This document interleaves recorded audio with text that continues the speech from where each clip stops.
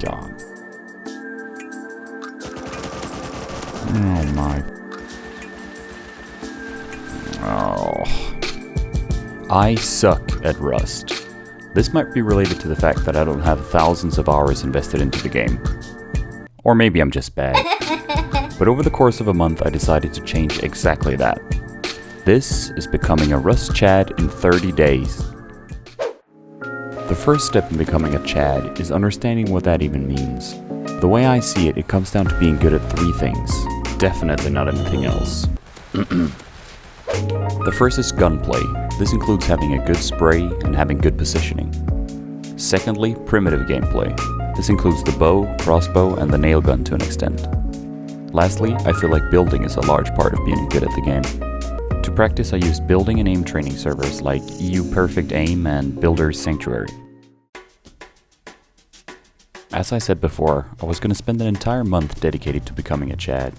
The first 15 days of the month I spent on aim training servers, practicing my sprays. In order to see actual improvement, I decided to solely focus on the Thompson and the MP5, seeing that it was quite unlikely that I would get to any other weapons in a normal wipe. On the first day of the month, I started by spraying the first 5 bullets of the MP5 spray. I did this with an 8x scope while I had my DPI doubled. The reason I started off by doing this was because I had prior seen an Hjune video in which he said that it is key to learn sprays bullet by bullet. I recommend you guys check out his channel, he's one of the best Rust players I've ever seen. I also practiced with a hollow sight and tactical gloves to get the feel for the entire spray. Keep in mind that I've already practiced the MP5 spray a little bit before this month. This is not the case with the Thompson. On day 2, I tried strafing while shooting at various distances to get a feel for how to move in a real fight. I quickly learned that this was quite difficult and would be another point of improvement for me. It was around day 3 where I learned that the server I played on had a free-for-all game mode where it was possible to practice gunplay in an arena with real PvP. I would use these arenas quite often during the first weeks of the month.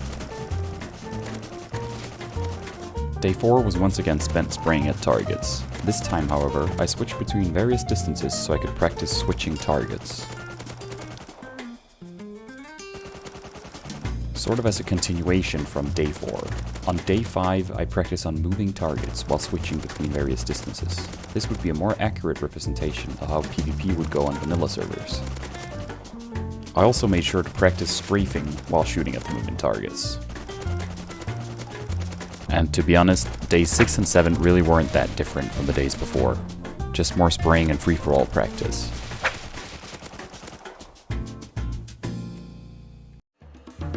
These are the before and after clips that I took. You can clearly see that a week of spraying and practicing with the MP5 really sharpens your spray. I would also say that it feels really satisfying to be with the MP5 once you have the spray down. But what about the Thompson? Well, to be honest, I did exactly the same with the Thompson as I did with the MP5. You might have caught on to the fact that I spent a week with the MP5. I did the same with the Tommy, working my way through the first 5 bullets of the spray with an 8x and doubled DPI, practicing the full spray with a hollow and tactical gloves, and shooting moving targets at various distances. But you've seen all that before.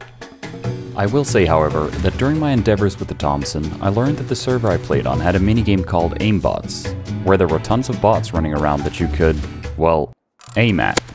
I recommend that if you want to get better at your spray, sinking a couple of hours into aimbots is a good way to practice. So, to conclude on this segment, I want to talk a bit about what helped me improve on my sprays and gunplay in general. Number 1, lower your DPI, and if you're anything like me, lower it way down. I was at 1600 DPI before this month. I lowered it to 400, which felt so sluggish in the start, but it almost immediately improved my spray because you have so much more control. Number 2, get a crosshair. I recommend Crosshair X because it has an integrated function that allows you to turn off the crosshair whenever you right click. The reason why crosshairs are so good in PvP is because I feel like there's a weird middle ground where you scope in, and if a player is too close, the act of scoping in actually makes it harder to hit the player. It should be said that some monitors come with crosshairs if you don't feel like spending money on one. And number 3, don't spend all your time on aim training servers. I felt this almost immediately when I played a wipe where I didn't account for the fact that nerves kick in a gunfight. Get out there in a normal wipe and limit test a bit to get fights in with actual consequence, instead of mindlessly spraying targets on an aim training server.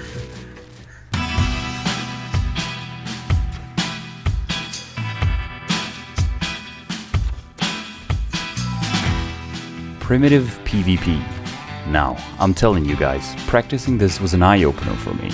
It turns out that I was just as bad at Prim PvP as I was gunplay. But over the course of the last 2 weeks, I set my mind to mastering the bow in particular.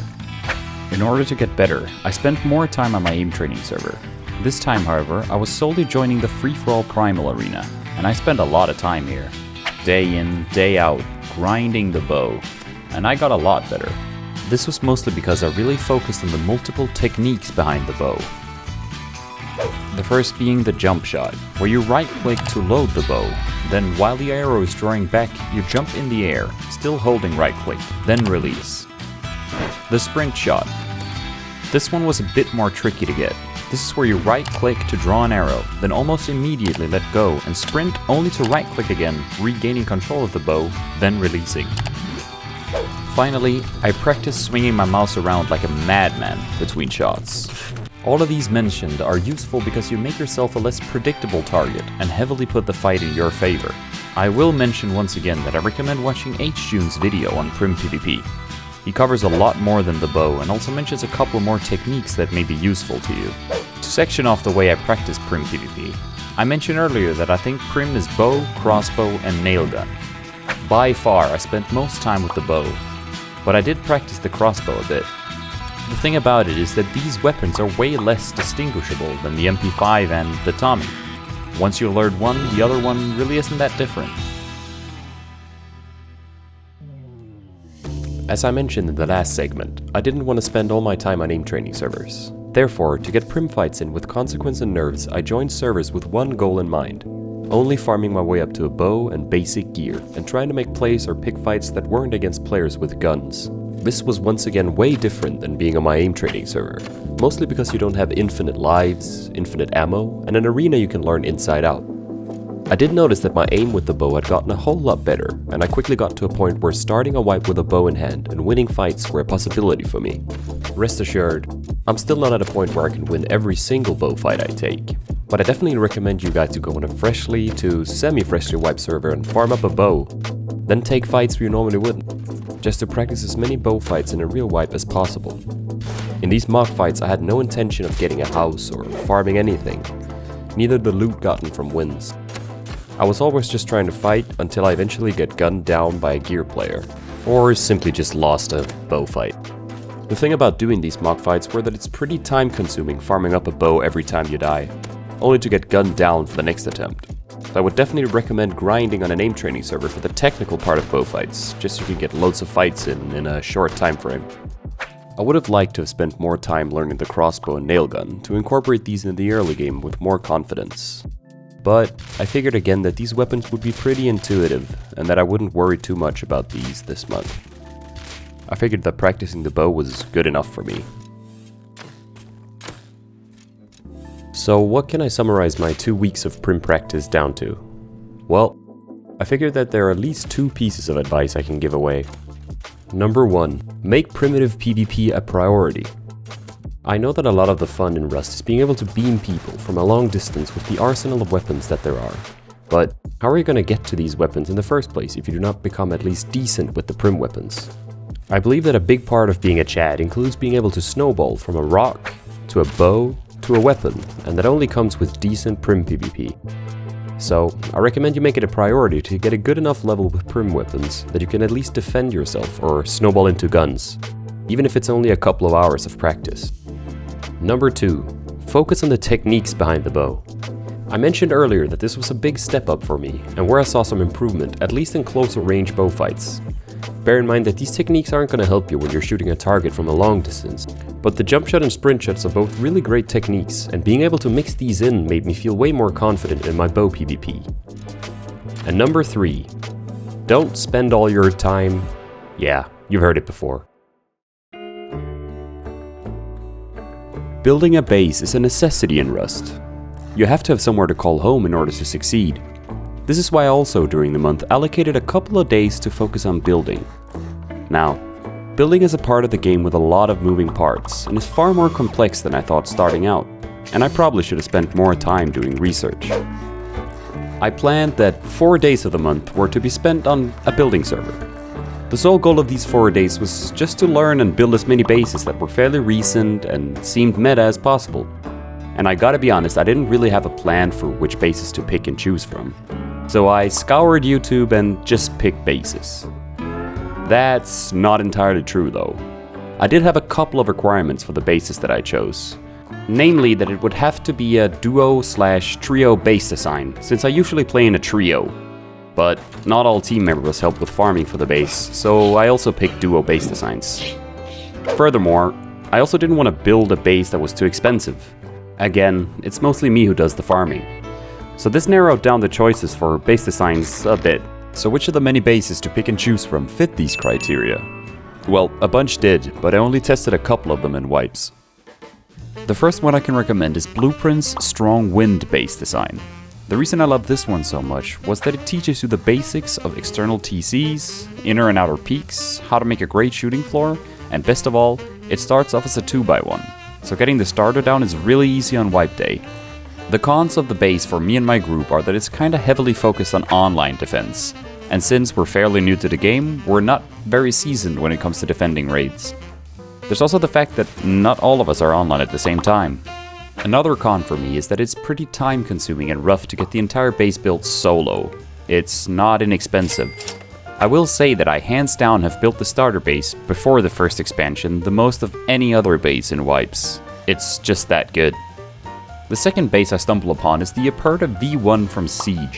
We really love playing a wipe in this base, mostly because of how open the loot rooms are and how easy it is to smack it down somewhere. It has a nice stability bunker that can be set up pretty much anywhere and is easy to use.